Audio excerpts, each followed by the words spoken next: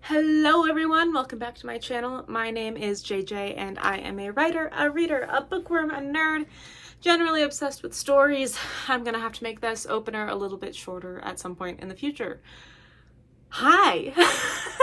I've done bookshelf tours in the past so many times, but I wanted to take a moment today and do a tour of my bookshelf knickknacks, right? Because the shelves themselves are pretty, but shelves are only so pretty as the things that we put on them. And books, granted, books, 10 out of 10, love them. But also, let's talk about everything else. Jumping straight into it, we have these fake candles that I have been obsessed with forever. They light up, they flicker. I think I've had these for literally my whole life. They're battery operated, which is super fun, and it means that I can have the appeal and feel of flame without having to actually put any of my books at risk, which is super nice. And I used to walk into the bathrooms because they were the only rooms in my house that didn't have windows, close the doors, and then just like stand there and stare at this transfixed, because it's the power of a flickering flame without a flickering flame. And it was really fun to see it, like how much it actually illuminated things. 10 out of 10. Now they live on my bookshelf. I have two of them. One of them is a slightly more yellow color than the other. One of the handles is a little bit more gold and the other is a little bit more like brass, but yeah, that's fun. Down over here, we have more fake candles. These usually are on my writing board wall, which they live in these little nets that I've created that I like wove with my own little hands, just to have it look cool and fun. So that's fun. Those are things that I have. Next up, it's gonna be hard to get back where it belongs. This is a chalk board thing that has been holding my logo on it that I hand drew, which I don't know, this might be obvious, this might not be obvious to you, but JJ Hannah, right? J H. JJ Hannah. I really loved how Rick Riordan and J.R.R. Tolkien have their initials in little like emblems, and I wanted to do something like that for myself. So that's what I did. Found a way to make it work, and I've been embracing it ever since. So that's there. It lives back here, which when there's no books there means that my logo is displayed in all of my videos, but you can also see it down in the corner, down there actually, if you are looking there. Next up, the one, the only, Skulligan. I've introduced him more recently again, but it's always fun to talk about Skulligan. I have a character in one of my books who does a lot of really intricate neuroscience, which neuroscience usually has to do with the brain, but he does a lot of like neurosurgeries. And in order to do that, I had to, I'm not a scientist, and nor am I a doctor. I am a writer. I've been studying writing for so long. And I was like, this isn't the most accurate depiction of a human skull, but it is labeled, which means that if I have this on my desk, anytime I have that character come up, and all of these labels are accurate, or at least they'd be really easy to check and make sure that they're accurate. It means that whenever I have a question or I have my character performing brain surgery, I can say, oh yes, we're creating an incision between the parietal bone and the occipital bone in the suture where they meet. Or not suture, that's like I don't think suture is the word, but in this spot where they meet, that's where the surgery is happening. And I can see it on the skull. Or I can say, yep, it's right smack dab in the middle of the frontal bone. There's now a hole in this character's head, right? So like things like that, where it just helps me introduce a little bit more authenticity to the character without me going to school for a medical degree, because I don't have one of those and I don't have the money for one of those. So This is Skull again. He's my little desk buddy, and he guards my books. I don't know what it says about me that I have a fake skull out year round in my bedroom, but if I had a writing office, this would not be an issue. He could live down there, but for now, he's just here. Next up, we have an obelisk. This goes back to my love of mythology, and obelisks, especially in Egyptian mythology, are important pieces. This one I just got from Hobby Lobby, literally, during their spring collection, and I'd been eyeing it as a way to increase, like, to create depth and just change the layers of my bookshelf a little bit and have just different design options. And then I was planning to change things out for the seasons, and then it just stayed forever, because why would I change things out when I like how it looks? So this is an obelisk, and it goes back to my love of mythology, and it's mostly just here for decoration, but I like how it changes the levels that you can see back here. Next up, we have this bird. This bird used to have a name. I no longer remember the bird's name, so we'll have to rename this bird. But the necklace was going to break, and so I gave the bird a necklace because it's a fancy bird. Of course the bird needs a necklace. It is a little bit weird to me that the bird's looking behind, like straight back all the time. Like he's always, I don't know if you can see that, but he's always looking backwards. But it does make for a really fun little desk pet. I also got him from Hobby Lobby. He's carved, and I really like him. He's a fun one. Speaks to the part of me that loves Edgar Allan Poe and The Raven. So maybe I'll just name him Edgar. We'll see if that sticks. If you have suggestions for the bird's name in the comments, or if you've been around long enough to remember the original name of the bird, hit me up. Let me know, because he's a fancy bird. And he's showing off his necklace to everybody. But he lives here. Now, if you have been around for the last few years, so fun to me that I get to say that, you'll know that there was a time in my life when I broke my ankle.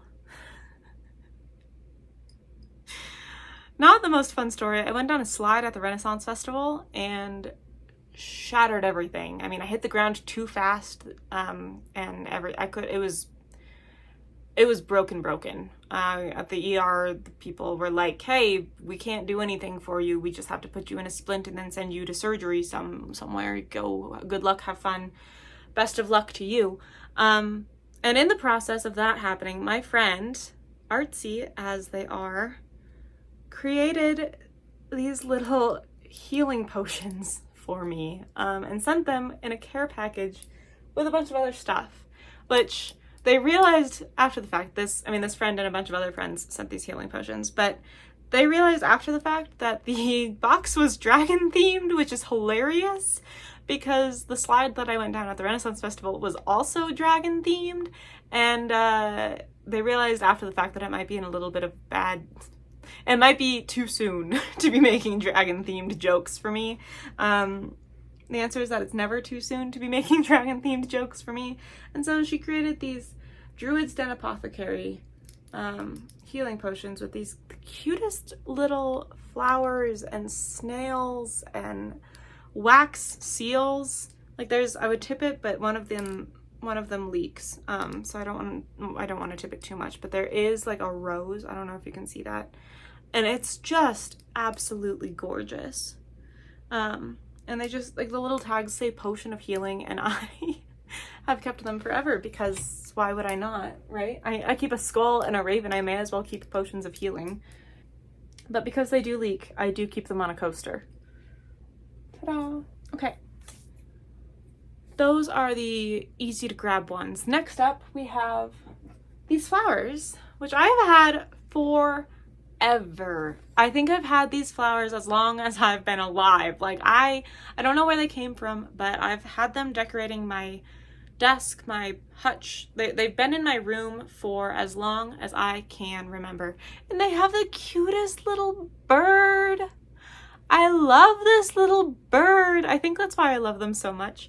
They live on my bookshelf as well every once in a while. I accidentally knock them over when I grab things, and then I have to put them back up. But they live down here. Before we grab the next one, we're gonna grab Ariel. There was one time in my life when I went to Disney World, and my sister and I both got different, this is a piggy bank where you can store your money in there. I think she got Pocahontas and I got Ariel. I'm a little bit disappointed that there's no money stuffed in here from when I was like 7 years old. That would have been a fun little discovery. But she still lives on my bookshelf, even though, come on, please, come on. Ha, I win. She still lives on my bookshelf, even though I no longer keep my money in physical banks. She lives down here though. She's just, again, providing depth to the shelf and the background behind me. Next up, actually, is, wow. There we go. Yeah, so as you can see, I do actually have flowers that are tucked between the shelves and that are not in the vase. The vase is all just make-believe. I was so excited about Halloween when I bought these, and I'm still so excited about Halloween. And then I put them out for Halloween, and guess what? They never made it away. They just live here now. Just like everything else. If you're collecting anything about me, I want you to know that I like roses, I like flowers, I like Halloween, I like more dark and gothic things, and also I love books. But yeah, so now I have a stick of pumpkins, because what else are you supposed to do with pumpkins than put them on a stick? And I have other pumpkins that I should get out for the Halloween season. That'd be super fun. And then I also just have these white roses, which for a time when I worked, I was leaving pens around places, I would make these little rose pens with duct tape and one of these fake flowers. And now I just have rose pens that I can write with whenever I want to, which is also kind of fun. That was a really easy project to make. 10 out of 10. Highly recommend you do it. So yeah, but now these just live on my shelf as well, providing, again, depth and distance, and I can't put them all back up there without standing up. Oh, come on, you can do it. Yay! Okay, next up we have this book that my friend made me. She spent so many hours folding the pages of this book to give me this handmade gift. And I love it so much. And I love her so much. But she gave me a book with the pages folded. I mean, she followed a tutorial somehow. I am so impressed. I am so impressed. Like, the E, I don't know if you can see it, but see how that fold goes? You can actually read the word. Like, it's love. I am astonished that that's even possible with book pages. So props to her, and I'm keeping this forever because A, I can't, like, even if I wanted to, there's no way I could unfold it, and B, it's just so cool. And she knows me really well. She knows to, if there's a book involved, I'm gonna like the present, and this isn't a book that I have to read, it's just a book that I get to look at, which frankly is more helpful in my current state of life because of how many books I have on these shelves that I have yet to read, you know? I've said it before and I'll say it again. The life of being a book lover is not necessarily that you read a ton of books, but more that you collect a lot of books. Book collecting and book reading are two entirely separate hobbies. Sometimes, if you're lucky, the person that is doing both of these hobbies does both of them equally well. Other times, not so much. And that's okay. That's okay. We're okay with that. Next up, also from that care package that my friends sent me after I broke my ankle, is a bone doctor.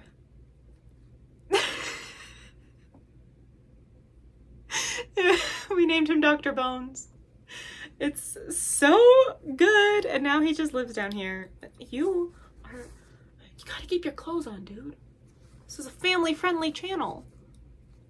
So now I have a Halloween decoration that also lives year-round in my room. But yeah, he's a bone doctor. And also a sign and a reminder that my friends love me. Since we're continuing on that trend and this is still in my room, even though I don't, it doesn't need to be. It's not like it's on my bookshelf. I have a skull picture. It's really helpful at Halloween parties. Not so helpful anywhere else, but it's fun to have anyway. I enjoy it. And again, it's just a sign that my friends love me, and I will keep it and treasure it and cherish it. For that reason alone. Next up, we enter into the phase of my life where, well, it's easier if I just show you. There was a period of time in which all I got for presents for probably an entire year was just Doctor Who related things, and mostly TARDISes. So here is the only pop figure that I have, a Funko Pop, and it is the 13th Doctor. This is Peter Capaldi with his spoon. It's so cute. I would never buy these for myself, but I do really enjoy, I enjoy this. Next up, we also have Rose, because who doesn't love Rose? And if you don't love Rose, you can leave. I mean, I'll miss you, but we won't get along if you don't like Rose. Rose is incredible. That's all I have to say on that front. And then I also have down here, mostly out of frame. Yeah, I guess you can't really see them. I have this TARDIS, which I've made an entire video about this one before too, but it lights up. I have a light up TARDIS. It's so silly, but I love it. It's so good. Okay. It really is the little things in life. And last but not least of my decorations on my bookshelf, this one is very dusty. Apparently I need to dust my books. This TARDIS is actually a Yahtzee game. It is a Doctor Who themed Yahtzee game, and I'm just going to show you every single side of these dice because it's super fun. We have number 1, a creature from Classic Who. Number 2, the Silence. Number 3, Don't Blink, it's the Weeping Angel. Number 4, Sontaran. Number 5, Cyberman. And number 6, the classic, the Dalek. Now I can't remember, did I show you number 2? Ah! Throwing dice around now.